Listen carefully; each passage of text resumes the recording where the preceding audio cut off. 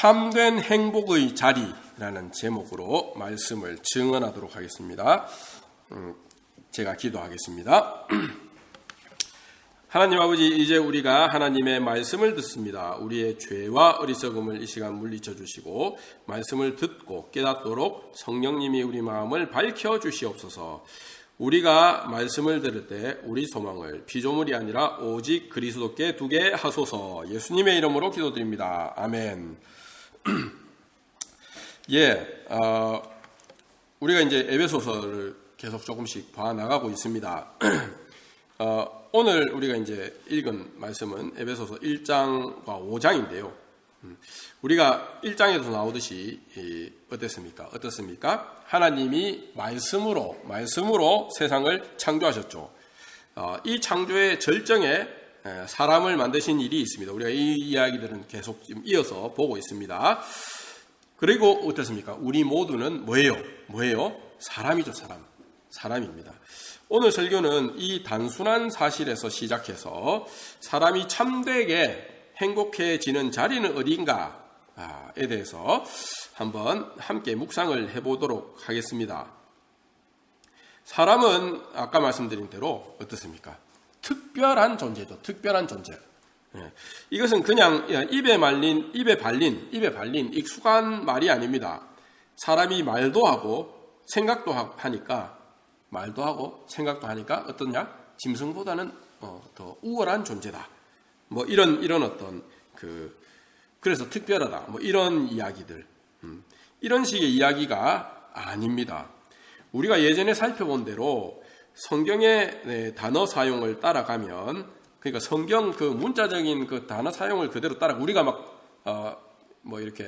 이렇게 돼야 된다. 아니면 교육 받아가지고 이렇게 부여하는, 성경 외부적으로 이렇게 자꾸 부여하고 싶어하는 그런 걸 일단 제껴놓고 성경의 문자를 쭉 따라가면 어떻습니까? 우리 예전에도 한번 봤지만 어떻다고 했어요? 오히려 사람은 짐승과 차이점을 발견할 수가 없습니다.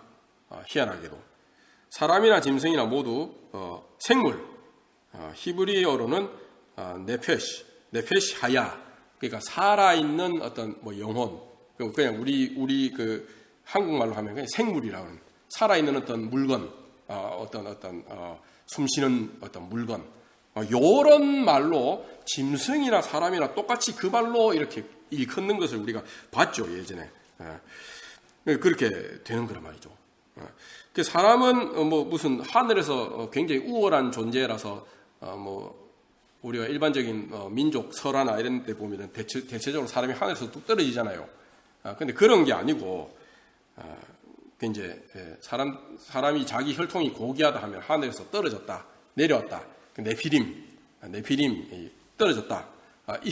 이런 걸로 이렇게 자기 혈통을 이제 포장을 하는데, 그런 게 아니에요. 성경 창세기에 보면 다 똑같이 이제 생물이라는 짐승들과 같이 똑같이 생물이라고 불리고, 뭡니까? 땅의 흙을 재료로 만들어졌다라는 것이 이게 성경의 입장이에요. 창세기 2장 7절에 보면 여호와 하나님이 땅의 흙으로 사람을 지으시고 생기를 그 코에 불어넣으시니 사람이 생명이 되니라, 이래 되어 있죠. 여기 이제 생명이라는 말은 우리가 개역성경 번역자들의 편견이 좀 반영된 그런 번역이라고 했습니다. 생명이 아니고 생물이에요, 생물. 네페시하야, 생물이 되었다. 그러니까 땅의 흙으로 사람을 지으시고 하나님이 이렇게 코에다 생기를 후 불어넣으니까 비로소 사람이 생물이 되었다, 이런 뜻입니다. 그게 이제 사람이라는 존재란 말이죠.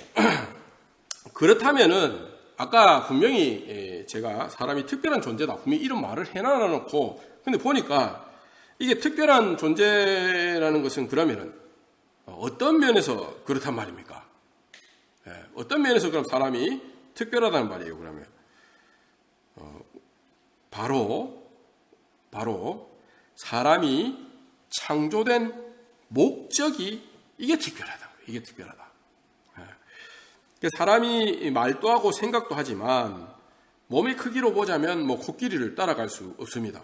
굳이 이렇게 어떤 우월함을 비교해도 몸의 크기로 보면 코끼리가 훨씬 우월하죠. 그리고 뭐 용맹이나 사나움 이런 것으로 보자면은 또 뭐 사자나 호랑이를 절대로 못 따라가죠. 그리고 하늘을 나는 능력 이런 건 어떻습니까?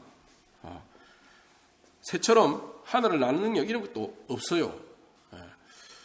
그러나 사람은 창조된 목적이 이 모든 짐승과 완전히 다릅니다. 하나님은 무엇을 목적으로 사람을 창조하셨을까요? 오늘 제가 봉독한 말씀에 나옵니다. 에베소서 1장 5절에 그 기쁘신 뜻대로 우리를 예정하사 뭐예요? 예수 그리스도로 말미암아 자기의 아들들.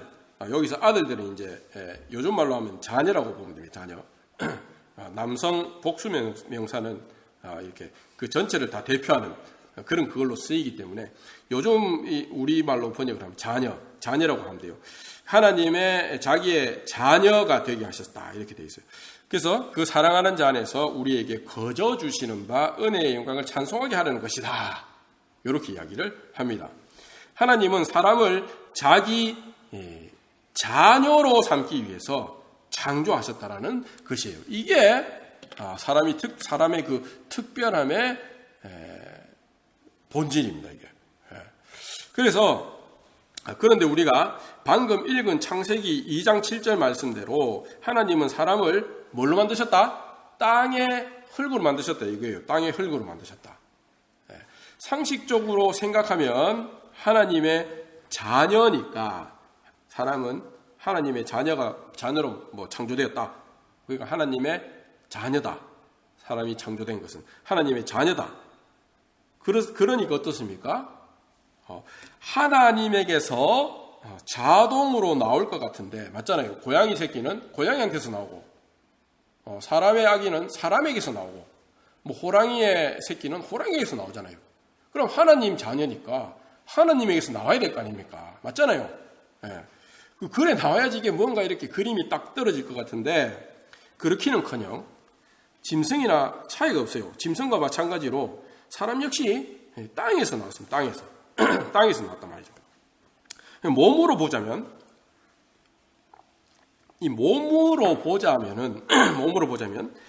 사람이나 짐승이 차이가 없어요. 차이가 없습니다. 그러면 하나님이 사람을 자기 자녀로 삼는 일은 도대체 무엇을 통해 이루어질까요? 만약 우리가 물질적 생물학적 차원에서만 하나님과 사람 사이에 어떤 연결고리를 발견하려고 한다면 우리는 그런 것을 전혀 찾을 수 없습니다. 오히려 사람과 짐승이 연결점이 있어요. 그렇지 않습니까? 그러면 우리는 여기서 무엇을 알 수 있습니까?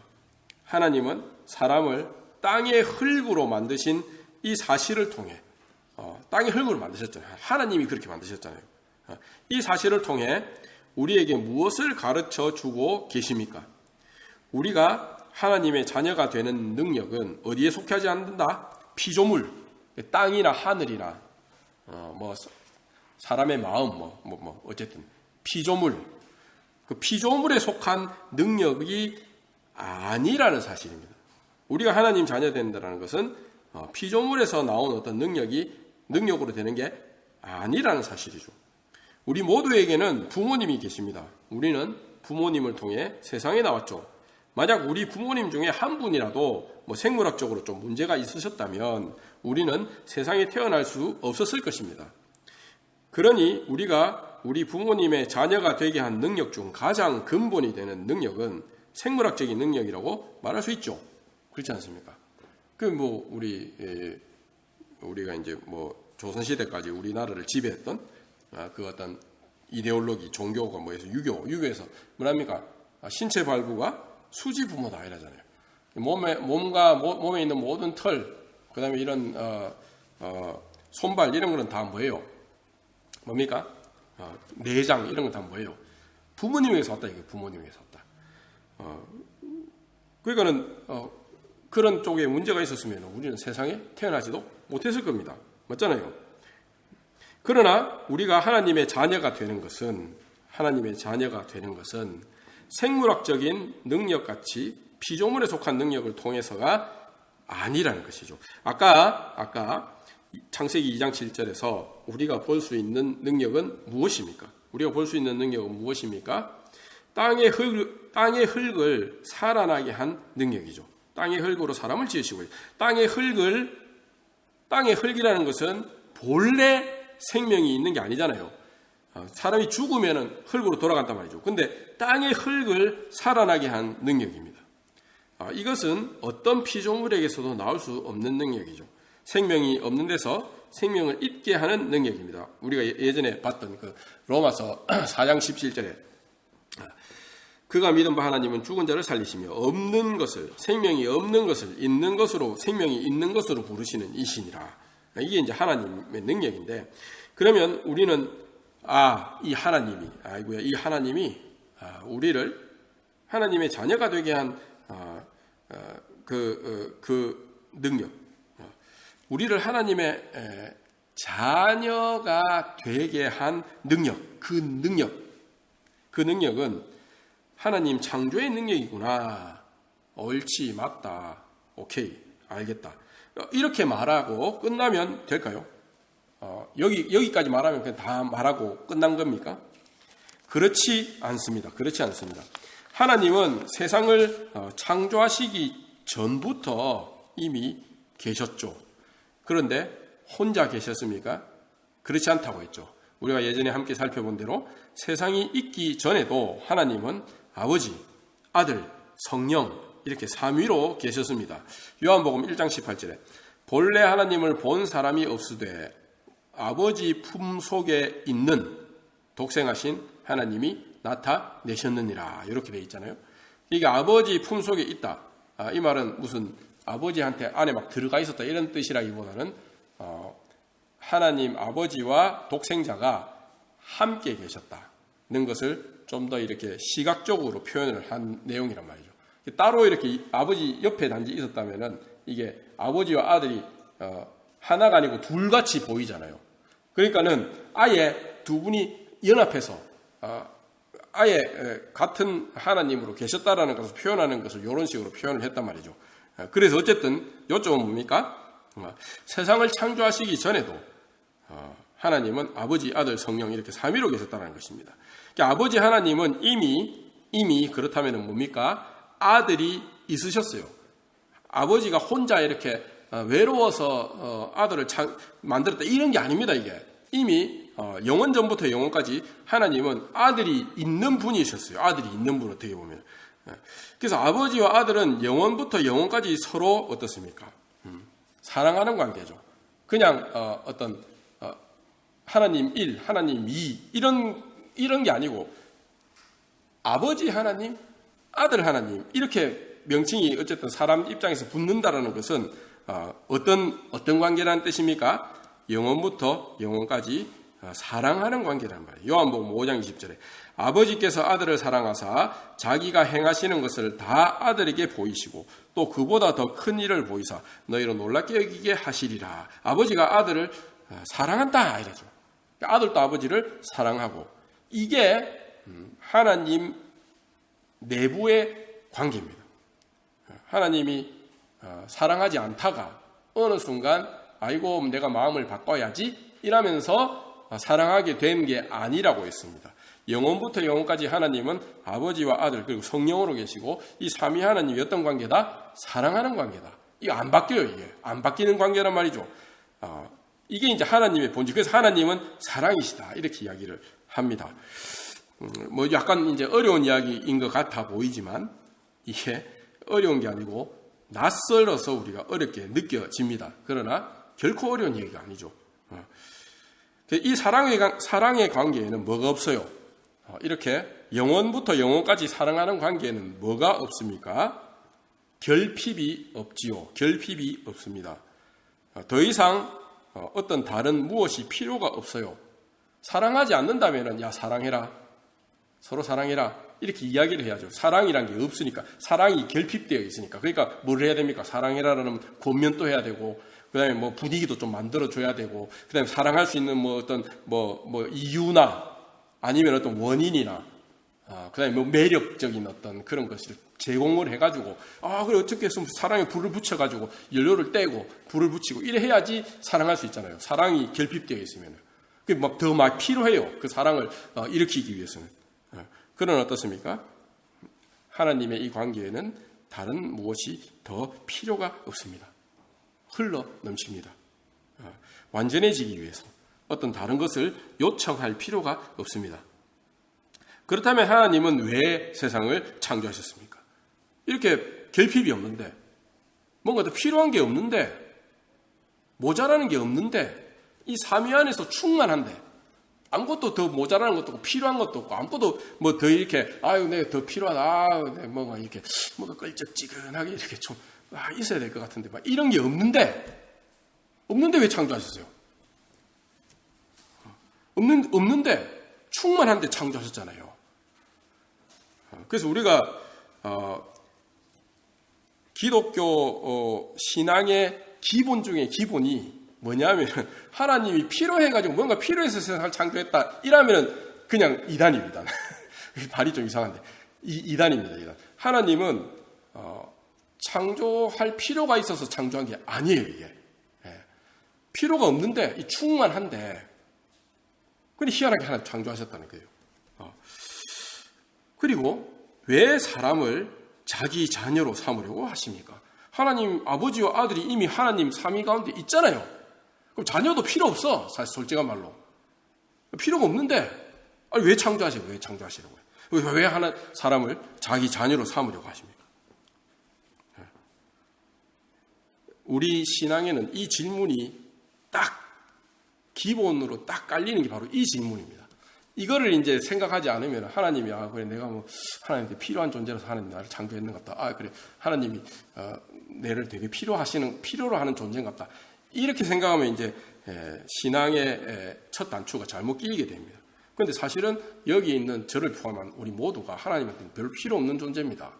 본질적으로 보자면. 근데 왜 우리를 창조하시고 자녀로 삼으려고 하셨냐? 하나님에게 세상과 사람이 꼭 있어야 했을까요? 없으면 안 되니까 만드셨습니까? 아까 말씀드린 대로 그렇지 않습니다. 세상이 그리고 우리가 꼭 있어야 할 어떤 이유도 없었습니다. 아주 드라이하게 말하자면 세상과 우리는 있어도 되고 없어도 되는 존재였다는 것이죠. 그런데도 하나님은 세상을 창조하시고 우리를 하나님의 자녀로 만드셨습니다. 우리가 하나님 자녀로 창조된 것에는 원인이 없어요. 이유도 없습니다. 그러나 우리는 하나님 자녀가 되었습니다. 피조물 가운데서 우리는 우리를 하나님 자녀로 만들 만한 원인이나 이유나 능력을 찾을 수가 없습니다. 그렇잖아요. 그런데도 우리는 하나님 자녀가 되었습니다. 이것을 성경은 특히 바울 사도는 하나님의 기쁘신 뜻이었다고 말합니다. 딴 이유가 없어요. 딴 이유가 없고 하나님의 그냥 기쁘신 뜻이었다. 기쁘셨다라는 것은 모자라니까 이렇게 내가 뭔가 이렇게 더 해야지 내가 이렇게 더 발전하고 진보하고 그다음에 내가 더 이렇게 성장한다 이런 게 아니에요. 이런 뜻은 그게 기쁘신 뜻이 아니고 하나님께서 넘쳐나는 뜻, 흘러 넘치는 뜻, 풍성하여서 밖으로 나오는 그런 기쁨, 모자라서 뭔가를 한 게 아니고 나오는 그 사랑으로 하시는 일 이거 우리를 예정하사 예수 그리스도로 말미암아 자기의 아들들이 되게 하셨다 이렇게 되어 있어요. 그 기쁘신 뜻대로. 그러니까 다른 원인이나 이유나 능력이 아니라 하나님이 우리를 자녀 삼으시길 기뻐하시는 그 뜻에 따라 우리는 하나님의 자녀가 된 것입니다. 그러면 우리가 하나님 자녀가 되는 것은 구체적으로 어떤 현실입니까? 어떤 현실이 바로 우리가 하나님 자녀가 되는 것일까요? 에베소서 1장 6절에 이는 그가 사랑하시는 자 안에서 우리에게 거저 주시는 바 그의 은혜의 영광을 찬송하게 하려는 것이다. 이렇게 되어 있어요. 그러니까 그가 사랑하시는 자라는 이 표현이 나오는데 이거는 다름 아닌 그가 사랑하시는 자 누굽니까? 다름 아닌 하나님의 독생자 예수 그리스도입니다. 이게 무슨 의미입니까? 우리는 아무 대가 없이 하나님의 독생자가 받는 하나님의 독생자가 영원 전부터 영원까지 세상이 없을 때도 받았던 그 사랑 그 사랑을 받는 사람이 되었다는 뜻입니다. 그 뜻이에요, 이게. 말로 하면 별거 아닌 것 같은데 여러분 한번 곰곰이 생각해 보십시오. 이게 어마어마한 말이죠. 어마어마한 말입니다. 우리는 본래는 땅의 흙이었습니다. 하나님에게서 나온 존재가 아니었죠. 그러나 지금은 하나님이 독생자를 사랑하시는 그 사랑을 받는 사람들입니다. 여러분들의 인생이 힘듭니까? 여러분 스스로를 평가할 때 별거 아닌 것 같아 보입니까? 그런 여러분들의 힘듦이나 여러분들의 자기에 대한 판단과는 별개로 하나님은 여러분을 그리스도 안으로 부르시고, 그리고 예수 그리스도께서 영원 전부터 영원까지 받던 그 사랑을 여러분들에게 동일하게 그 사랑으로 여러분들을 사랑하시기로 이미 창세전에 작정하셨어요. 여러분들이 여러분들을 어떻게 평가하든 간에 그것은 하나님의 작정과 기쁘신 뜻을 이기지를 못합니다. 그러니까 여러분들 어때요? 빨리 여러분들도 하나님이 여러분들을 보시는 그 눈에다가 여러분 스스로도 그걸 좀 맞추세요. 어떻습니까? 사랑받는 자입니다. 영원 전부터 영원까지 사랑받는 자. 그게 바로 나라는 거죠. 그 눈을 맞추시기를 바랍니다. 여러분들이 딴 살림 차려서 나름대로 선악을 판단해가지고 자기 자신을 자꾸 이렇게 이상하게 보지 마시고 하나님께서 여러분들을 보시는 그 눈으로 여러분도 여러분을 보시기를 바랍니다. 그게 여러모로 좋아요. 여러모로 좋습니다. 고집 부리지 마시고 그렇게 보시기를 바랍니다. 기쁘신 이 뜻이 태초에 하나님이 사람을 만드신 뜻이에요. 그러면 사람은 언제 가장 행복하겠습니까? 언제 가장 행복하겠습니까? 하나님이 사람을 만들 때 이미 정해놓으신 그 자리에 들어가서 머물 때가 가장 행복합니다. 그 자리는 뭐예요? 우리가 지금까지 이야기했던 대로 보면 그 자리는 어떤 자리입니까? 바로 하나님의 자녀의 자리죠. 하나님 자녀의 자리. 여기에 딱 들어가 있을 때 사람은 제일 행복합니다. 왜냐하면 거기에 넣으려고 하나님이 만드셨기 때문에. 그런데 이제 아담부터 시작해가지고 아이고 안 들어갈랍니다 그 자리에. 내가 한번 딴 살림 한번 차려가지고 내가 나름대로 좋고 나쁜 거 가려가면서 내가 내 나름대로 좋은 자리를 만들어서 살아보겠습니다. 이러면서 뛰쳐나간 게 이제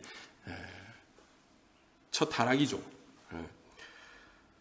조금 더 이제 구체적으로 말하면은 하나님께 사랑받는 자의 자리, 독생자의 자리입니다. 이 자리에서 사람은 제일 행복해요. 하나님께 사랑받는 자의 자리, 독생자의 자리. 바울 사도는 성경을 잘 알지 못하던 이방인들이던 그 에베소 교인들에게 제일 먼저 꺼내던 이야기가 바로 이 이야기죠. 우리가 창세기 에베소서 1장부터 이 이야기가 나오잖아요. 성경 잘 몰라도 바울 사도가 딱 이야기를 해요. 이 자리가 있다. 세상이 창조되기 전부터 너희들에게 예비된 자리가 있다. 이 이야기를 딱 하죠. 당신들은 하나님도 모르고 당신들 욕심과 정욕에 이끌려 지금까지 살아왔다. 그 삶이 행복했는가? 그 삶이 행복했는가? 쾌락과 짜릿함은 있었을지 몰라도 없어지지 않는 기쁨과 충만함을 당신 삶 가운데서 발견했는가? 채워지지 않는 공허와 결핍이 늘 당신들 안에 있지 않은가? 왜 그럴까? 왜 그럴까? 당신들이 사람이 제대로 사람일 수 있는 자리, 그 자리를 발견하지 못해서 그렇다. 그 자리는 어떤 자리인가? 그 자리는 어떤 자리인가? 바로 하나님 자녀의 자리다. 하나님 자녀의 자리. 이 하나님 자녀의 자리가 이제 예수 그리스도 안에서 우리에게 드러났다. 이 자리로 오라는 것이죠. 비록 바울 사도가 에베소 사람들에게 전한 복음을 한마디로 하면 예수 그리스도 안에서 하나님 자녀 되는 자리로 나아오라 일 것입니다. 이 자리로 나아오려면 먼저 무엇을 고백하고 시인해야 합니까? 하나님을 아버지로 모시지 않고 다른 아버지들을 모시고 내 정욕과 욕심대로 살던 삶은 사실은 죽은 삶이었다는 사실이죠. 우리에게 많은 아버지들이 있습니다. 물론 이 아버지가 이제 뭐 생물학적인 아버지를 단지 이야기하는 게 아니고 우리 인생을 갈 길을 지도하고 야 이쪽으로 가면 이게 여기 성공하는 길이야. 이쪽으로 가야지. 야 이게 네 인생에서 굉장히 이게 명예롭고 좋은 일이지 않겠니? 이렇게 지도하면서 우리를 이렇게 이끌어가는 내가 사실은 내가 내 스스로 선택해서 다 하는 것 같지만 사실은 우리 위에는 그런 아버지들의 목소리가 있죠. 그래서 야 이쪽으로 가라 저쪽으로 가라 야 이렇게 가는 게 좋지 않냐 이렇게 가는 게 이런 어떤 아버지들 그 아버지들의 목소리를 따라서 그게 이제 왜 아버지 목소리 자꾸 들리냐면은 내 정욕과 욕심에 부합하는 이야기들이기 때문에 그렇습니다. 그게 아니면 이제 아버지로 우리가 취급을 안 하죠. 그냥 무시하고 이렇게 막 놀리고 그래 하죠. 그러나 내 정욕과 욕심과 딱 부합하면서 그거를 더 이렇게 심층적으로 잘 채워줄 수 있는 그런 목소리에 우리가 탁 엎드리고 그 앞에 경배하고 하면서 우리가 따라가죠. 이렇게 숭배하면서. 그게 아버지들의 목소리란 말이에요. 근데 그런 삶은 죽은 삶이다. 이런 삶은 하나님 자녀의 삶이 아니라 오히려 하나님의 아들을 죽이는 삶이라는 사실을 고백하고 시인해야 합니다. 나는 이렇게 하나님의 아들을 죽이는 삶의 자리에 있었다라는 사실을 고백하고 시인해야 되는 것이죠. 에베소 사람들이 뭐 자기들은 성경도 모르고 그냥 자기들 나름대로 좋다고 보이는 대로 살았는데 이게 죄와 허물로 죽었다. 바울이 이렇게 이야기를 하잖아요. 이거 듣고 야 뭐야? 아니 내 인생 전체가 가면 죄와 허물 안에 있었다고 말도 안 되는 소리 하지 마. 이라고 이제 티 나가면은 에베소 교회로 이제 못 오겠죠. 그냥 그리스도인이 되지 않는 거겠죠. 웃기고 앉았네 이러면서 나가면 그냥 끝입니다. 그러나 어떻게 보면 굉장히 뒤통수를 치는 이야기고 모욕적인 이야기가 될 수도 있는데 내 삶에 이때까지 걸어온 내 삶에 대한 그런데 희한하게도 그 말이 믿겨지고 자기 안에서 뭔가 이렇게 자꾸 싹이 나오고 그렇게 되면은 이제 바울 사도의 이 복음 전도를 통해서 에베소 교회의 교인이 되는 겁니다. 그래서 여기에 이제 아멘하게 되는 거예요, 이게. 그래서 이제 그 자리에 있었다는 것을 시인하고 들어오는 것이죠. 이런 나를 위하여 하나님의 아들 그리스도 예수가 죽임 당하셨다는 사실을 고백하고 시인해야 합니다. 그래야 나를 지금까지 움직이던 모든 아버지들과의 관계가 끊어진다는 것이죠. 예수님도 이야기를 했어요. 마태복음 23장 9절에 땅에 있는 자들을 아버지를 하지 말라. 땅에 있는 자들을 아버지를 하지 말라. 너희 아버지는 한 분이시니 곧 하늘에 계신 이시니라. 예수님도 이야기를 하셨단 말이에요. 그러나 참 역설적이게도 이런 고백과 시인은 내 안에서 나올 수가 없어요. 그렇잖아요. 나올 수가 없지. 내가 태어나고 자라고 내 자아가 형성된 곳이 바로 하나님 앞에서 죽은 그 삶의 자리, 하나님 아들을 죽이는 삶의 자리이기 때문입니다. 절대로 불가능하죠. 이런 고백과 시인이 내 안에서 나온다는 게. 에베소서 2장 3절에 바울이 이렇게 합니다. 전에는 우리도 다 그 가운데서 우리 육체의 욕심을 따라 지내며 육체와 마음에 원하는 것을 하여 다른 이들과 같이 본질상 진노의 자녀였더니 여기서 바울 사도가 우리라는 것은 심지어 유대인들까지 성경을 안다는 유대인들까지 포함이 되는 거예요. 이게. 내가 모태신앙이다 뭐 이렇게 그래 뭐 했다 이래 해도 우리가 모태신앙이라 하면서 이렇게 성경을 배우고 이제 뭐 기독교 과정에서 양육되고 그것은 우리를 하나님 자녀로 만들어주는 충분 조건이 되지는 못합니다. 필요 조건이 될 수는 있어요. 그러나 충분 조건이 되지는 못해요. 우리가 우리 안에 믿음이 들어오고 회개하고 해야 되는 것이죠. 그러나 그게 굉장히 필요하고 그게 필수적입니다만은 그러나 그 모태신앙 이꼴 회개하고 거듭난 사람이다. 이거는 꼭 아니라는 것이죠. 그래서 이제 바울사도 그런 이야기. 전에는 우리도 이래요. 유대인인 우리도 너가 마찬가지로 사실은 이방인과 마찬가지. 우리도 성경 안다고 하지만 내가 심지어 바리새인이었다. 바리새인.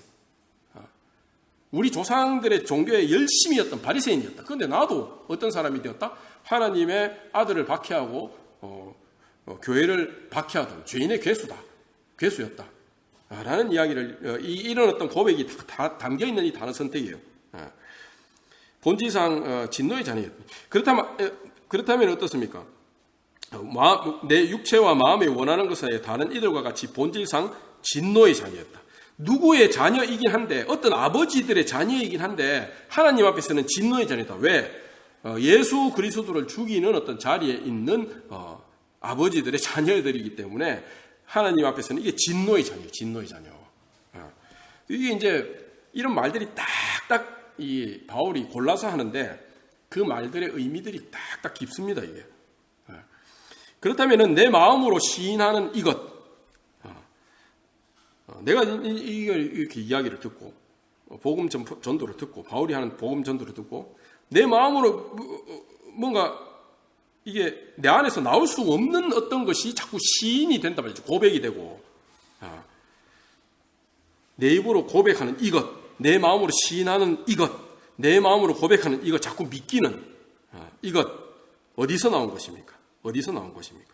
바울 사도는 힘주어 말합니다. 에베소서 2장 8절에 너희는 그 은혜에 의하여 믿음으로 말미암아 구원을 받았으니 이것은 너희에게서 난 것이 아니요 하나님의 선물이라 되었어요. 예수 그리스도 안에서 하나님 자녀 되는 자리로 나오라라는 초청에 마음이 움직여서 그리고 자꾸 나아간다면 우리 안에 하나님께서 선물로 주신 믿음이 심기였다고 확신할 수 있습니다. 이 믿음이 우리 안에서 역사한다면 하나님은 우리를 세상이 정죄하여 못 박아 죽인 예수 그리스도와 함께 같이 죽은 사람, 같이 못 박혀 죽은 사람으로 여겨 주십니다. 그래서 허물과 죄로 죽은 삶을 그리스도와 함께 십자가에서 끝낸 것으로 여겨 주십니다. 이것으로 끝입니까? 그렇지 않습니다. 에베소서 2장 4절에 긍휼이 풍성하신 하나님이 우리를 사랑하신 그 큰 사랑을 인하여 믿음도 주시고 우리 안에 그런 어떤 믿음이 자라나게 한단 말이죠. 지금 허물로 죽은 우리를 그리스도와 함께 살리셨고 너희는 은혜로 구원을 받은 것이라 또 함께 일으키사 그리스도 예수 안에서 함께 하늘에 앉히시기까지 하신다는 것입니다. 예수 그리스도 안에서 하나님 자녀의 자리로 나아오라는 초청에 아멘으로 화답한 모든 사람은 그 아멘으로 화답하는 그 대답은 지 안에서 나온 게 아니에요. 아멘으로 화답한 모든 사람은 이제 하나님의 자녀의 자리에서 다시 태어나서 새 삶을 시작합니다. 하나님 자녀이니 하나님과 함께 사는 것이죠. 그는 이제 그리스도 예수 안에서 하늘에 있습니다. 하늘에 지금 있어요. 우리 몸은 땅에 있어도 우리는 하늘에 있단 말이죠. 지금. 그러면 어떤 사람이 하나님 자녀의 자리로 나아오라는 초청을 듣고 그 자리로 들어간 증거는 무엇일까요? 증거는 무엇일까요? 아까 우리가 1장 6절에서 읽은 대로 뭡니까? 이 자리로 부르신 하나님의 은혜의 영광을 찬송하는 것입니다. 찬송하는 것입니다. 내가 있던 자리가 충분히 괜찮고 만족스러웠다면 나는 이 자리로 안 왔을 것입니다. 그리고 와보니 옛날 자리가 더 좋았다면 옛날로 다시 돌아갔을 것입니다. 그러나 하나님이 부르신 이 자리에 들어와 보니 정말 너무 좋습니다. 창세전부터 하나님 아버지 그리스도 성령께서 영원히 누리던 그 사랑과 기쁨을 함께 누리는 자리를 알게 되고 들어와서 그 사랑을 누리고 즐기니 정말 너무 좋습니다. 내가 억만금을 지불한 것도 아닌데 이렇게 좋은 현실에 살게 되었으니 정말 너무 좋습니다. 다른 어떤 것도 보탤 것도 없고 은혜를 갚을 수도 없으니 그저 좋으신 아버지 하나님의 사랑을 찬송하는 것뿐입니다. 그리고 이런 좋은 아버지를 그리스도 안에서 계속 즐기는 것뿐입니다. 즐긴단 말이죠. 누린단 말이죠. 즐기고 즐거워하고. 그런데 참 기이하게도 이렇게 기뻐하고 감사하고 찬양하는 존재를 창조하신 것이 나죠. 우리죠. 우리. 이렇게 기뻐하고 찬양하고 감사하고 찬양하는 우리 이 존재를 창조하신 것이 또한 하나님의 영광이기도 하다는 것입니다. 이게 굉장히 심오한 비밀이죠. 하나님 영광의 가장 높은 경지는 가도 끝이 없는 우주를 창조한 그런 능력이 아닙니다. 어마어마한 능력이죠. 맞아요. 맞는데 그게 아니에요. 하나님 영광의 가장 높은 경지가 그런 게 아니란 말이죠. 심오한 어떤 무슨 깨달음을 주는 그런 지혜와 지식도 아닙니다. 하나님의 가장 높은 영광은, 하나님께서 가장 높은 영광, 하나님에게 있는 가장 높은 영광은 뭐예요? 하나님을 아버지라고 부르고 그 아버지를 즐거워하는 자녀를 창조하신 것, 이것이에요. 이게 하나님 영광의 가장 높은 영광입니다. 그래서 우리가 고백하는 웨스트민스터 신앙고백서 이제 대교리 문답을 보면 이렇게 대교리 문답은 이렇게 시작을 합니다. 사람의 첫째 되고 가장 고귀한 목적은 무엇입니까?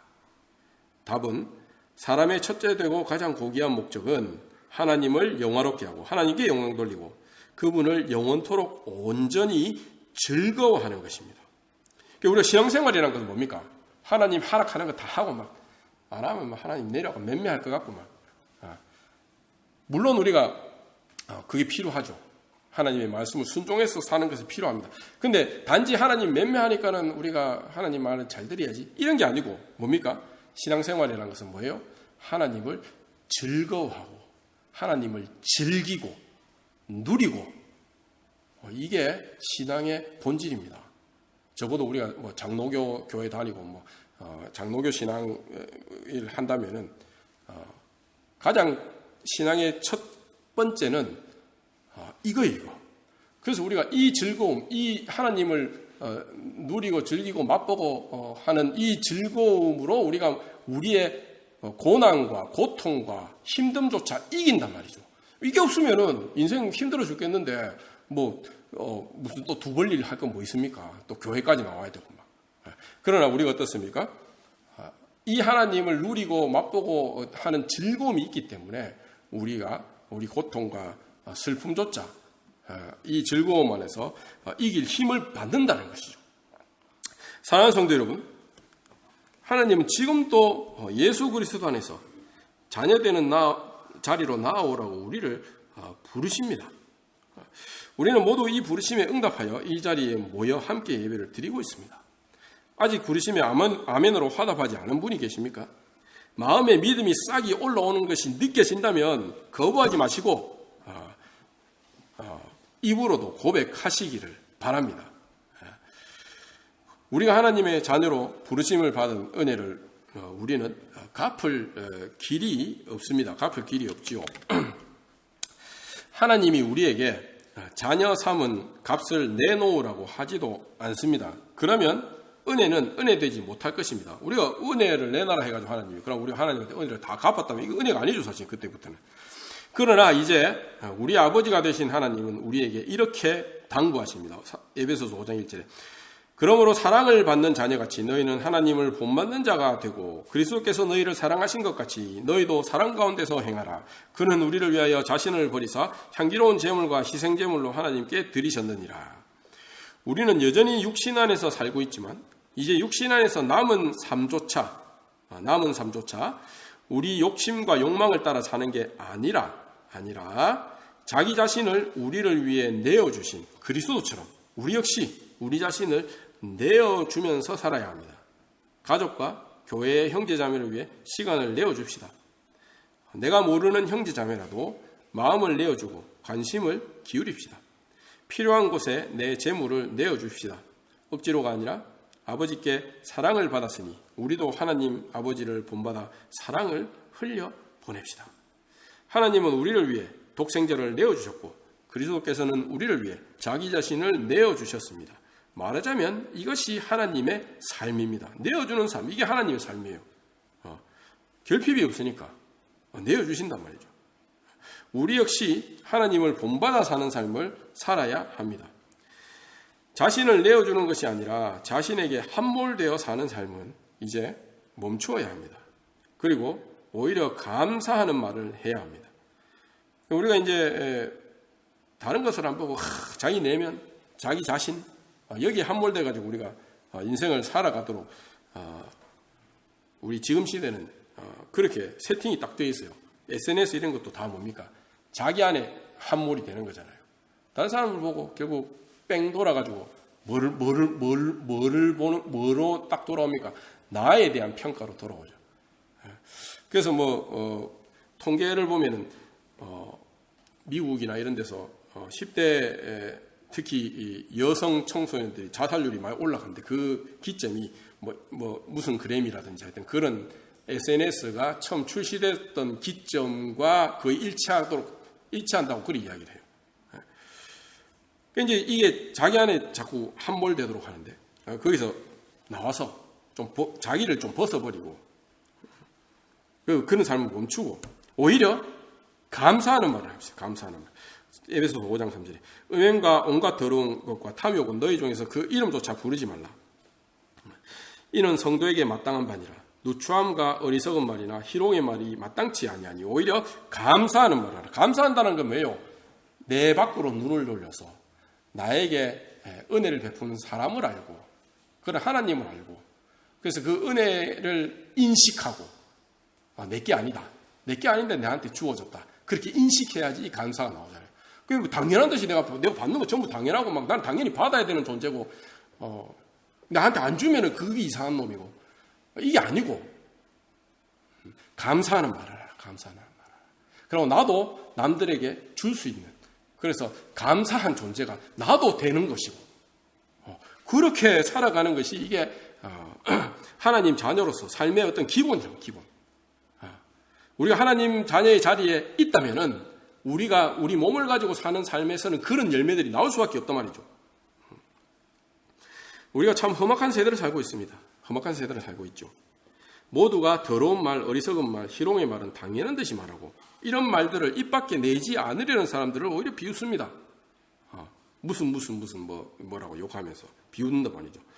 그러나 우리는 비웃음을 당하더라도 하나님을 찬송하며 하나님께 영광을 돌리며 하나님께 감사하는 말을 합시다. 그리고 서로에게 감사하는 말을 합시다. 우리는 여전히 세상 속에서 여러 아버지들의 목소리를 듣습니다. 너는 실패자다. 쓸모없는 존재다. 가진 재산이 없으니 무가치하다. 이런 아버지들의 목소리가 우리를 흔들고 무너뜨리려 합니다. 그러나 아버지 되신 하나님은 예수 그리스도 안에서 너는 내 사랑하는 자녀다 라고 말씀하십니다. 매일의 시작이 힘겨우십니까? 매일 아침 하루를 시작할 때 나는 하나님의 사랑받는 자녀다. 하나님 아버지의 기쁨 가운데 부르심을 받았다. 라고 고백하고 또 시인하시기를 바랍니다. 예수 그리스도 안에서 자녀된 자리에서 영원히 거하며 삼위 하나님을 영원히 기뻐하고 즐기면서 하나님께 영광 돌리며 살아가는 우리 교회가 되기를 간절히 축원합니다.